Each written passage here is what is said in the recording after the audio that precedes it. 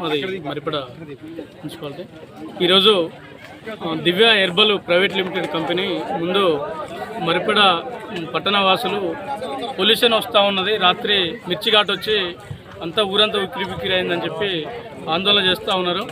ఈ ఫ్యాక్టరీని గత 5 సంవత్సరాల క్రితం మరిపడ మున్సిపల్ కేంద్రంలో అప్పుడు మేజర్ గ్రామ పంచాయతీ ఉన్నప్పుడు పర్మిషన్ ఇచ్చారు. ఆ పర్మిషన్ కూడా ఇక్కడున్న పంటకి రైతు ఉత్పత్తి ఏదైతే ఉన్నదో దాన్ని మేము తీసుకొని అభివృద్ధి చేస్తాం, మేము ఎట్లాంటి పొల్యూషన్ లేకుండా నడిపిస్తామని చెప్పి పర్మిషన్ తీసుకున్నారు.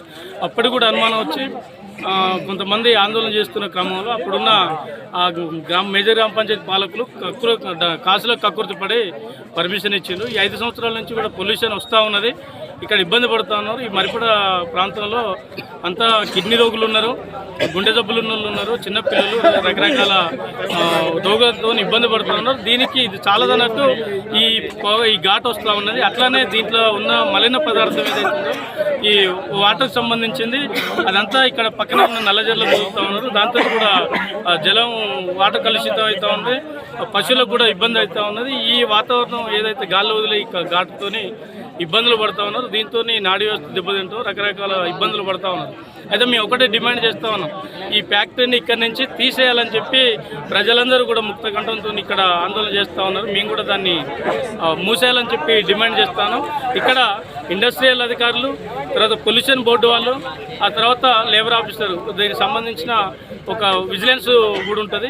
ఈ అధికారులు కూడా దీని మీద నియంత్రణ కోల్పోయారు. ఎందుకు కోల్పోయారు అంటే కాసులో కకృతి పడి ఈ మామూలు మత్తులో వీళ్ళు ఉన్నట్టుగా తెలుస్తూ ఉన్నది.